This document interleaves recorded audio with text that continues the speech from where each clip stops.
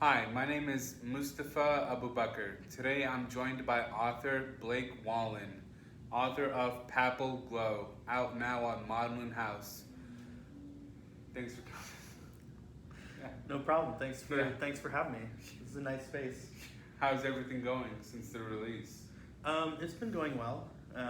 Yeah, I pre-orders were pretty good. Yeah, so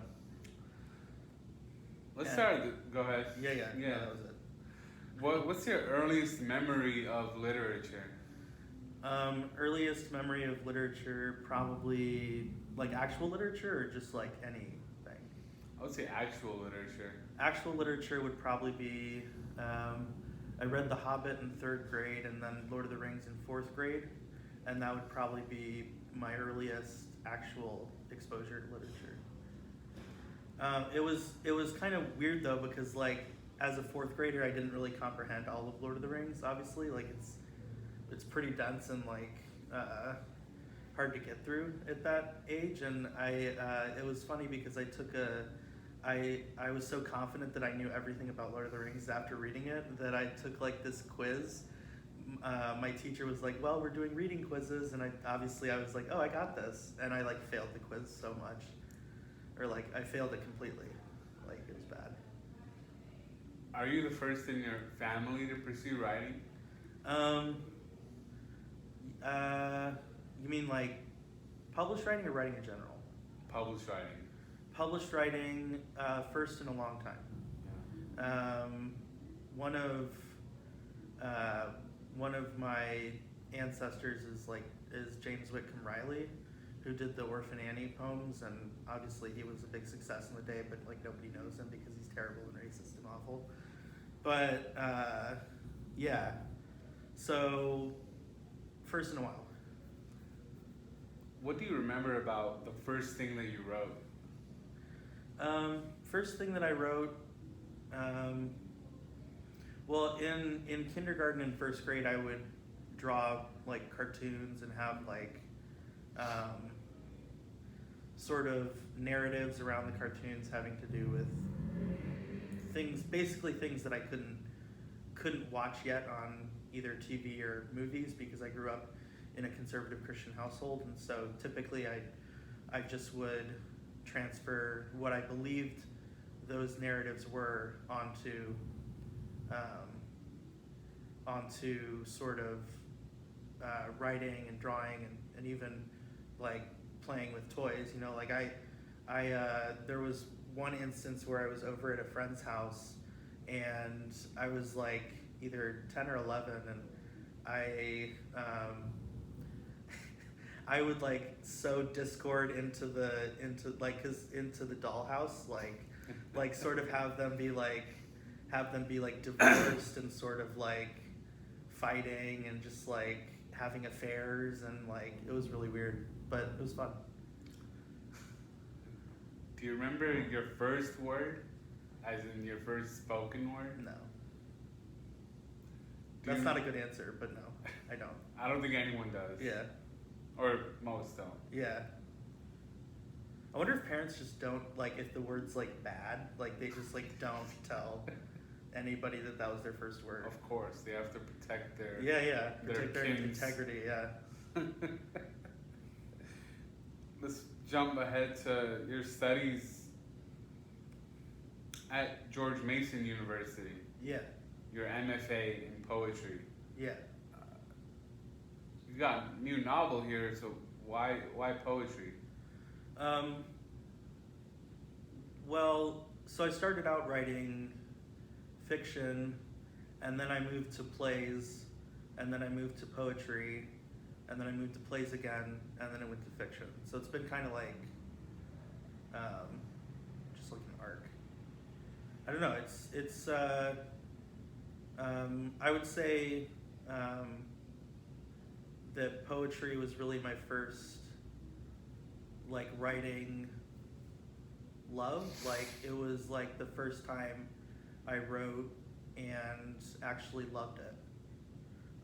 You know, so it really introduced me to writing in a way that I hadn't been introduced to before. and I think the same thing can be said with the novel. You know, there was like a reawakening towards fiction that happened. I think, well, actually, this is the second novel I've written since starting back up again. But I think this is the culmination of that renewed love of fiction.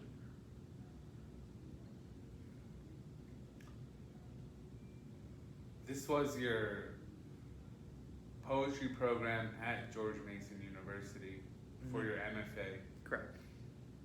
Why an MFA at this stage in your career? Well, why an MFA at any stage in your career? I mean, it's really kind of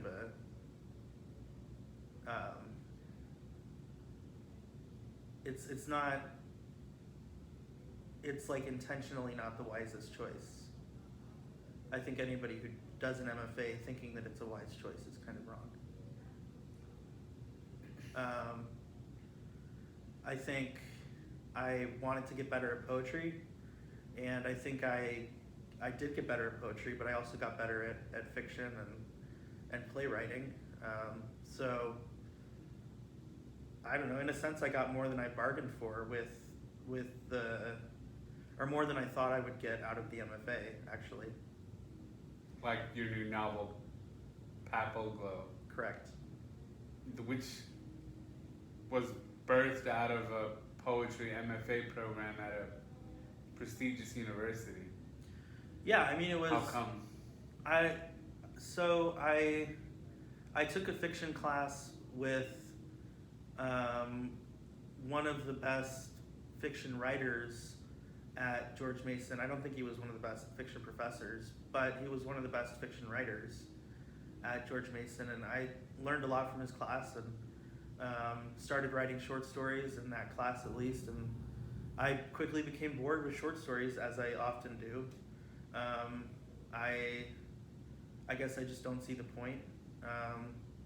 Not in short stories in general, just it's like an art that I don't understand, like short stories, that is. I don't think I'm very good at them, and I think it's because I don't understand them. And I think I was sort of itching to start a bigger project because of that. You consulted 4 books in the acknowledgements. Mm-hmm. You mentioned that you consulted 4 books for the writing of this one. Correct. What factored in deciding which books exactly to consult for this novel? Well, so, I mean, it's 4 books and obviously, you know, Wikipedia as well, obviously. I mean, sort of, I guess, I had some understanding of the sort of the English milieu of the time and of the Napoleonic era, and sort of in general in Europe at the time. So I really had to zero in during the research into sort of British Catholicism and what it meant to be a recusant Catholic, what it means to be a non-recusant Catholic at the time, and sort of pre-Reformation up through post-Reformation Catholicism in Britain, which is a very weird and interesting subject. The best scholar that I consulted for it was Alexandra Walsham. She's like the foremost scholar on British Catholicism, I think, right now, or at least historically. So Maudlin House. Yeah. Chicago. Correct. Indie publisher, very Yes. very well credited, Yeah. very well respected amongst Mhm. the literary community. Yes. Brand name. Yeah. So, how did you guys connect, and how do you feel about the publisher? The publisher's great. I've been pretty loyal to the publisher and sort of I mean, they've been on my radar since like,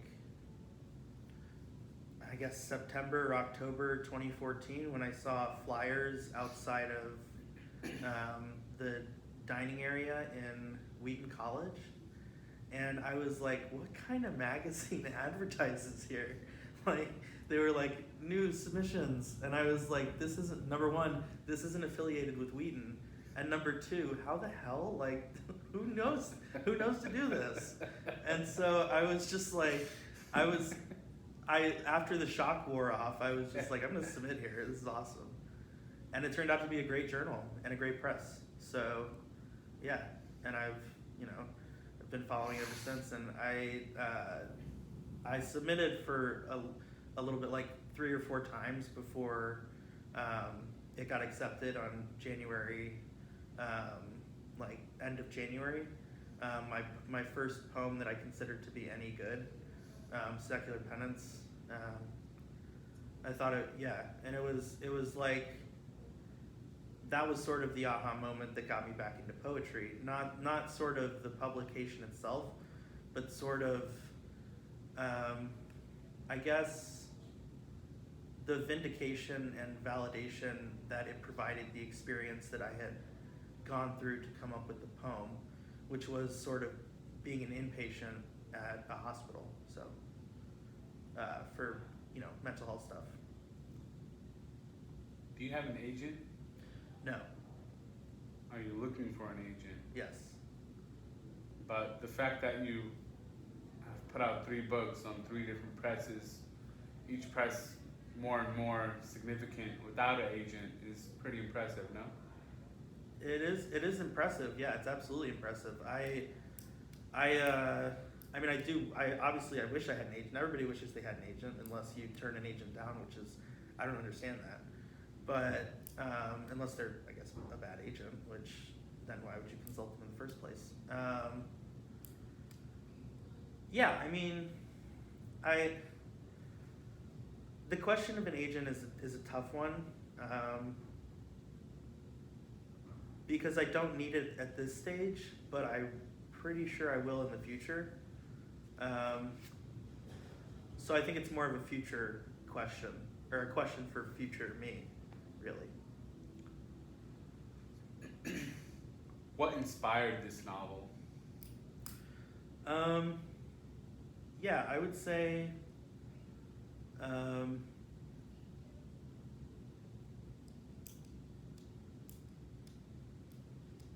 so the first scene was written either January or February of 2019, I think. Yeah, it wasn't 2018. And I think I just sort of sat on the intro. So it was written in 3 different stages. The first was the intro, which I wrote in, I think, January of 2019, end of January, and then the parts 1, 2, parts 1 and 2 were written in February of 2019, and then I took a huge break, and then I wrote the rest after the break, like summer. Summers are pretty productive for me fiction-wise. I tend to get a lot written in the summers.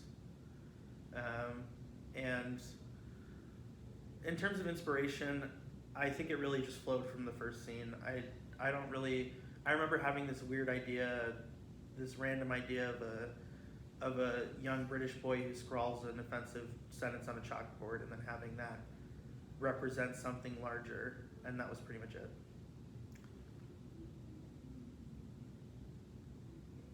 The characters in this novel, Leo, Mm-hmm.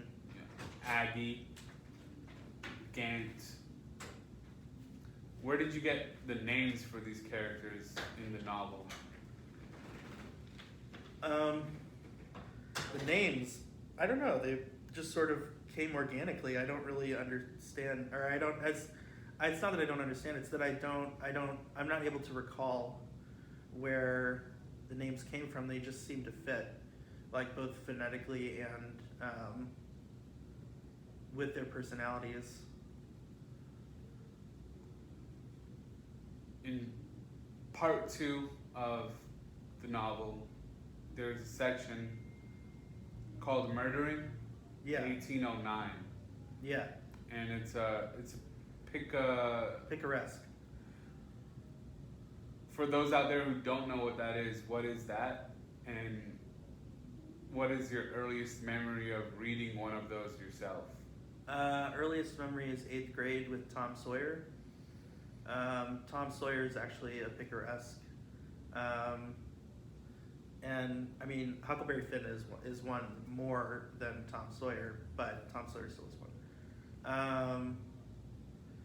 It has to do with the way that episodes are structured within the narrative, and sort of how the author uses random episodes to sort of make a larger point. And that was how I wanted that section to at least read. If in the novel, when as each part is introduced, and even with the intro too, with the historical satire part, I wanted each part to introduce a genre that then carries through the rest. And so that was just the first instance of picaresque, that section.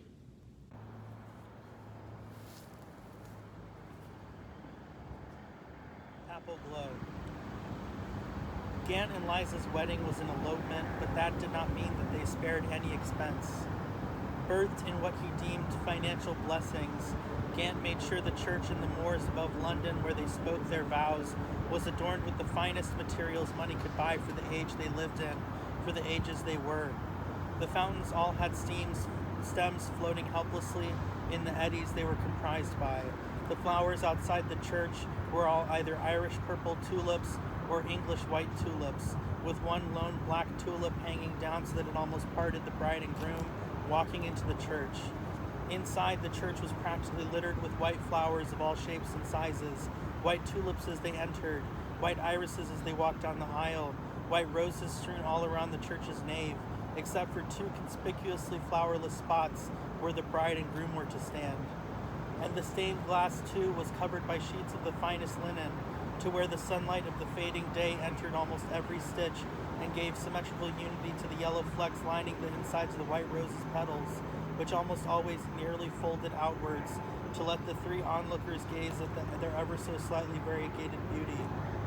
"I'd like to recite a hymn," said the priest finally. "What?" asked a shocked Gant under his breath. "You can't be serious." "Oh, for 1,000 tongues to sing, my dear Redeemer's praise, the glories of my God and King, the triumphs of his grace. My gracious Master and my God, assist me to proclaim, to spread through all the earth abroad the honors of thy name. Jesus, the name that charms our fears, that bids our sorrows cease. 'Tis music in the sinner's ears, 'tis life and health and peace." "Now," the priest continued, "we are gathered here amidst the earth and the fruits of the earth, and all that we can see using the gifts God has given them, to bring us life and for us to cherish that life forever and ever. And we know, as these flowers all know, that the coming of the day of the resurrection of the body and of life eternal with Jesus Christ, our risen Lord and Savior, is at hand. They know because their fault lines match ours. They burn, wither, grope, fiend, die, reach out for nourishment, and receive nothing in return.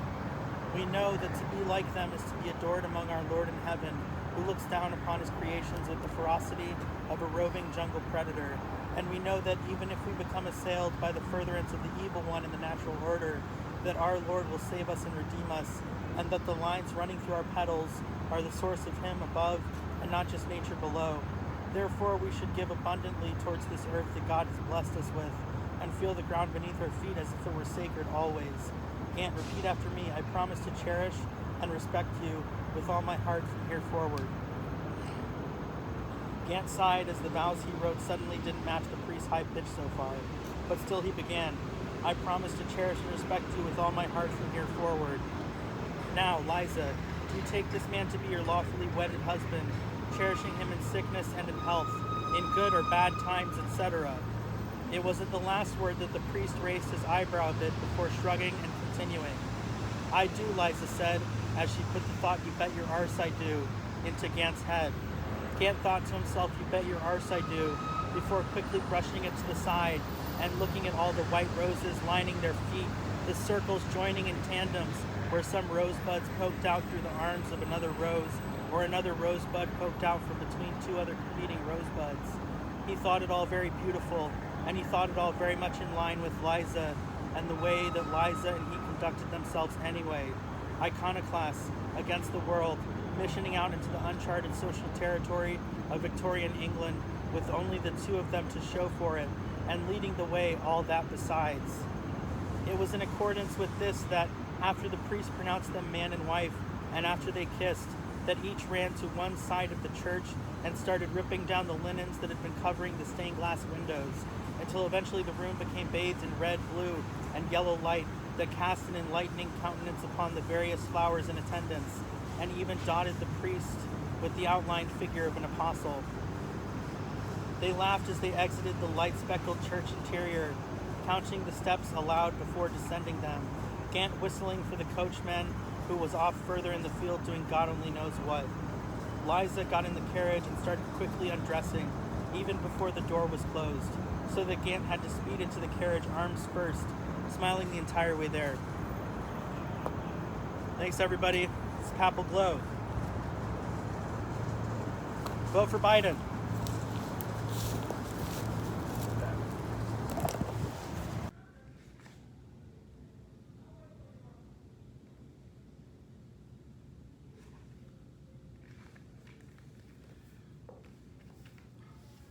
Leo asks why a school would be set up on a relatively recent faith. Why make him so skeptical of faith early on?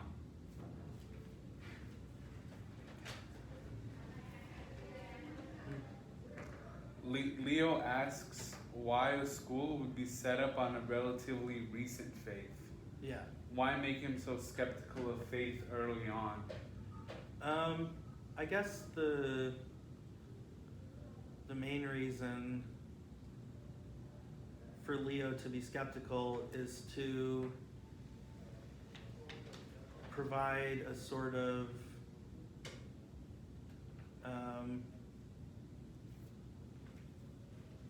provide a backdrop against which a lot of the other characters function, and sort of go about dealing with issues of faith. It's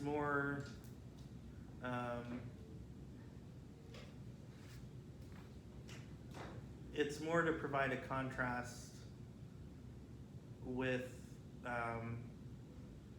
the school and authority, and I think at that point Leo's anti-authoritarianism is more important than his anti-Christianity.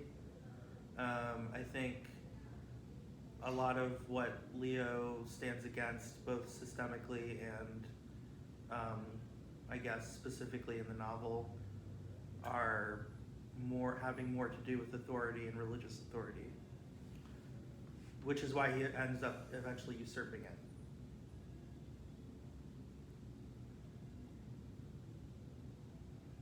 Why was Liza's job crucial to this plot? Oh, Liza's so important to the plot. Are you kidding me?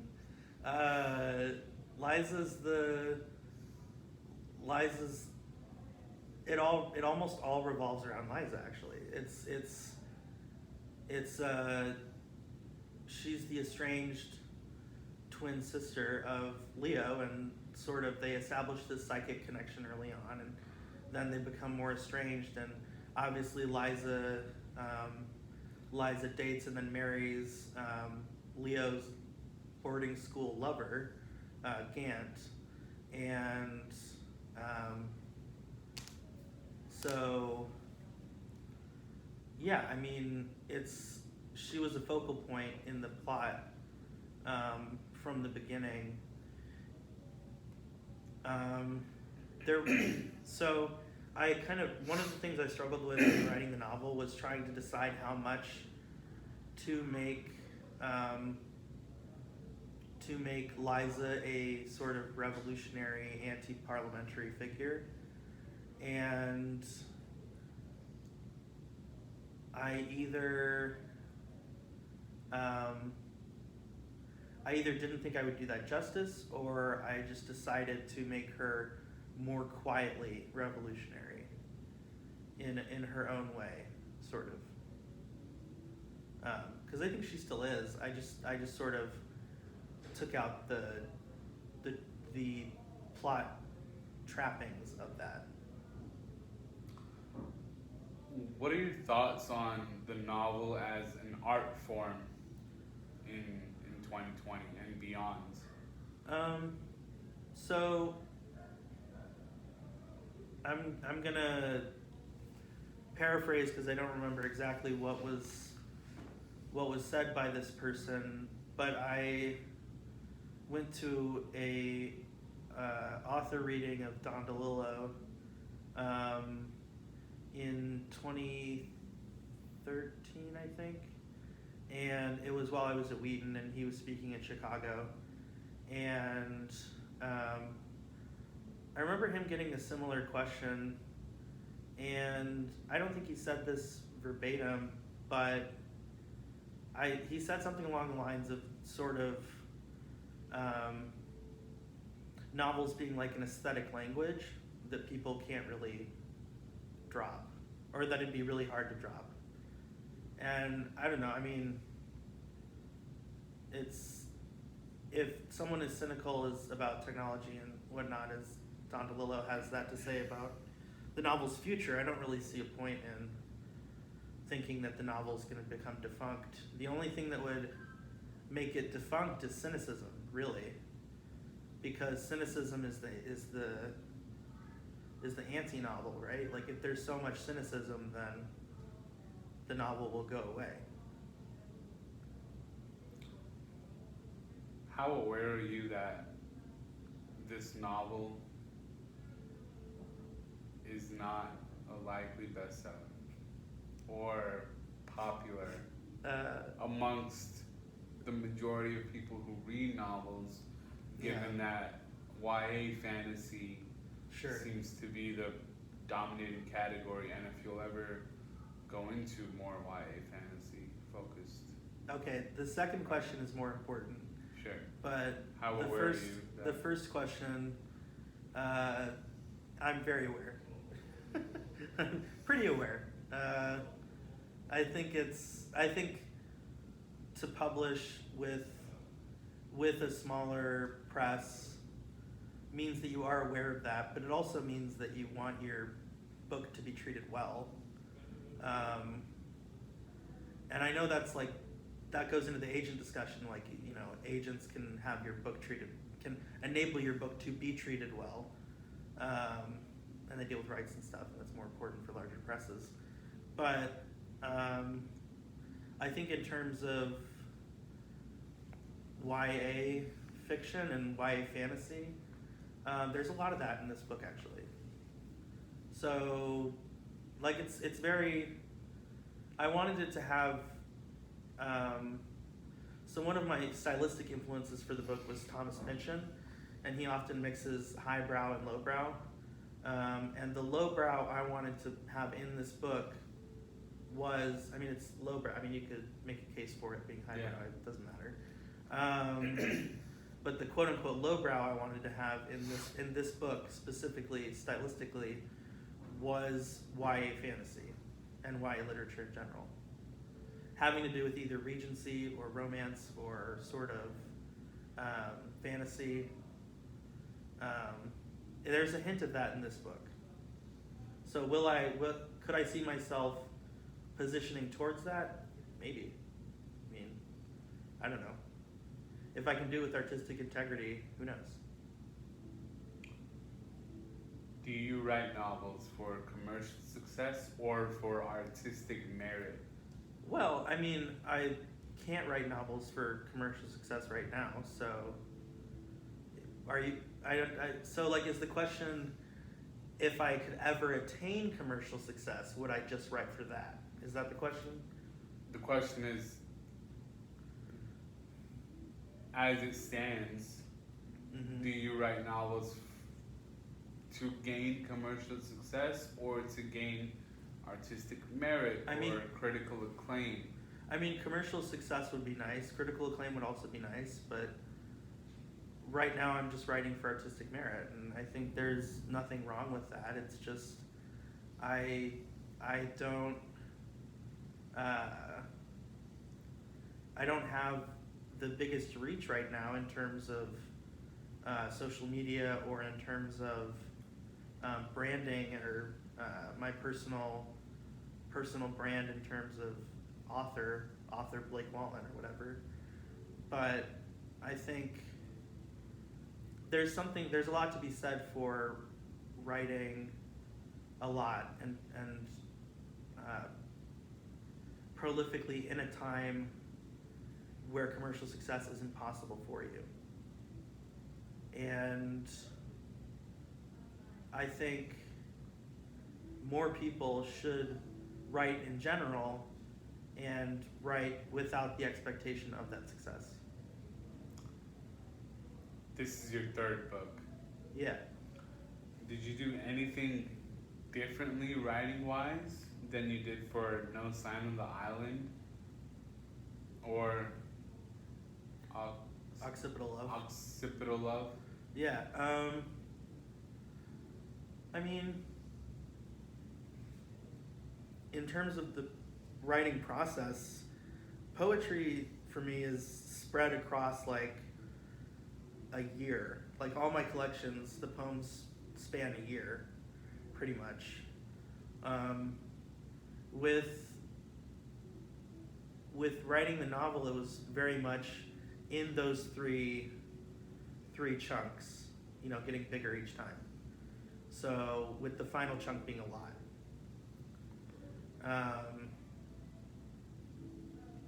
So yeah, it's very different. It's more sporadic poetry. How much slush was left behind in the cutting room floor when marching forward with Papal Glow and releasing it? Yeah.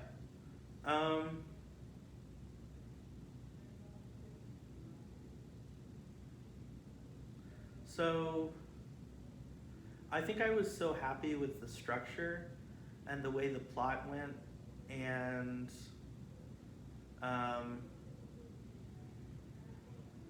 was so happy with the elements of it, and the press was as well. So it was difficult for me to justify doing any structural edits, honestly. All the feedback I got, all the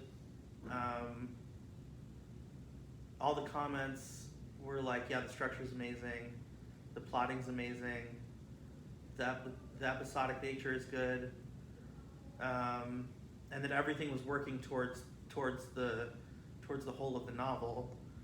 And so I did a lot of nitpicky stuff, like nitpicky editing, but I didn't really do a whole lot of structural changes after the first draft. So the second draft really. What are your thoughts on the state of publishing today, given the internet, Instagram, Instapoets, Rupi Kaur? Sure. I mean, there's always going to be audiences for various styles and genres, and I mean,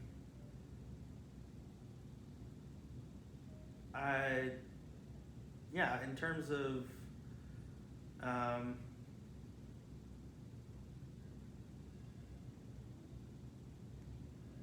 in terms of the state of publishing,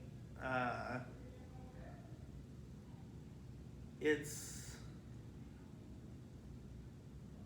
I think,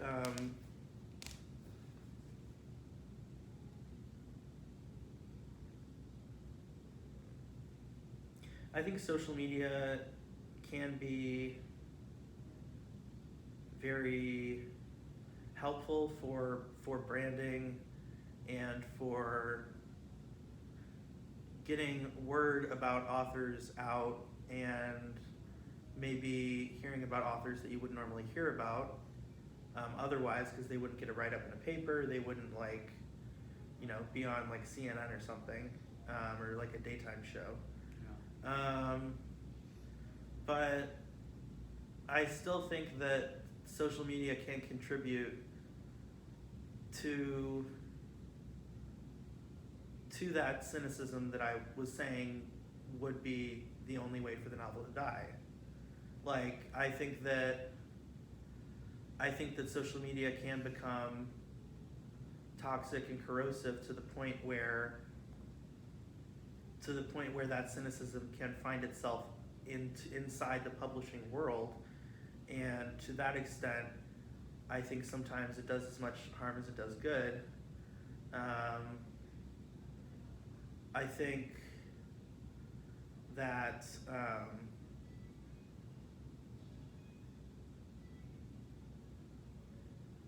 in terms of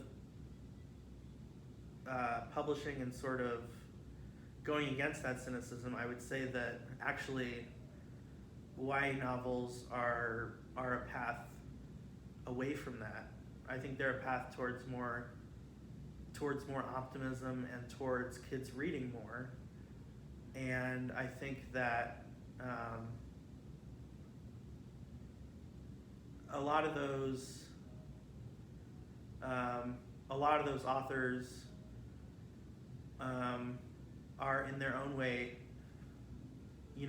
leading the charge against, both that cynicism and sort of, America's pretty damaged literacy, at least in terms of globally speaking. So, yeah. Are you already working on another novel?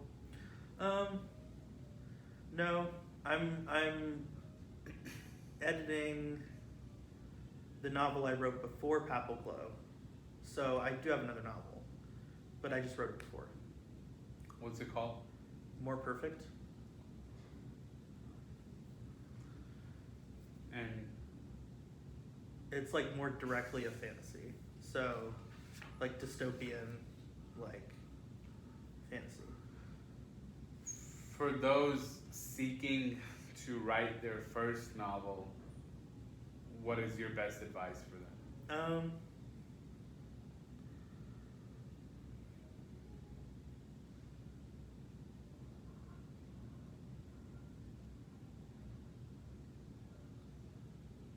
I mean,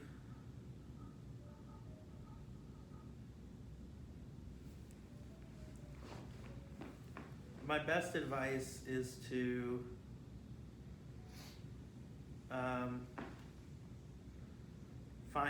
find people to go alongside of you in the journey in which you write the novel. Like if you know, whether that's a mentor or a friend or just someone to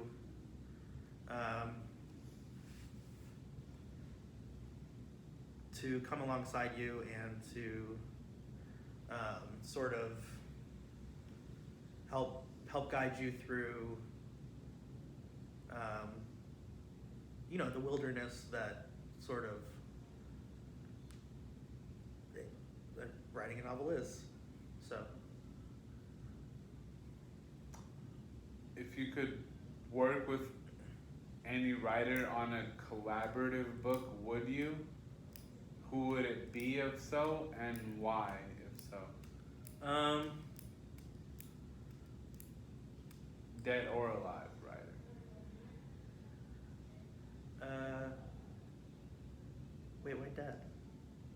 there are more options. Yeah, I guess so. I mean, it's not really an option if they're dead, but yeah. Well, hypothetically. Oh, speaking, hypothetically, okay. we're not gonna dig them out or anything. Yeah, that's good. That's good. So, I guess.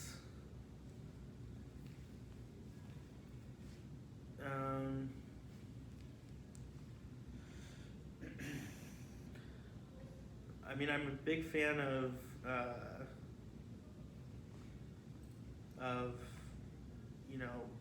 Thomas Pynchon, but I don't think that would be. I don't think we'd work well together because I don't think he'd work well with anybody. So I'm gonna nix that one. I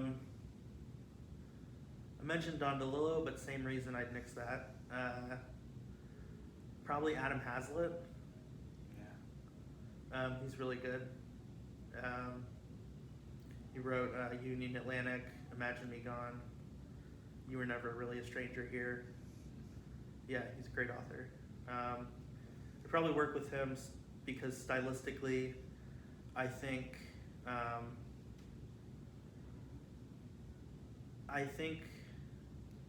out of all the ones I listed, I think we would mesh well together stylistically. I don't know. It'd be cool. Yeah. What's one thing about your new novel, Papal Glow, that people would not notice or would not guess? What's one thing about your new novel, Papal Glow, that people wouldn't guess?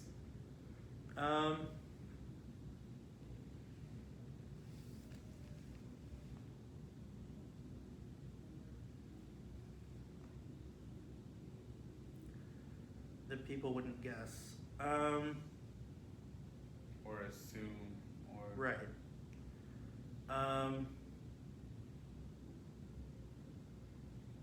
I guess just how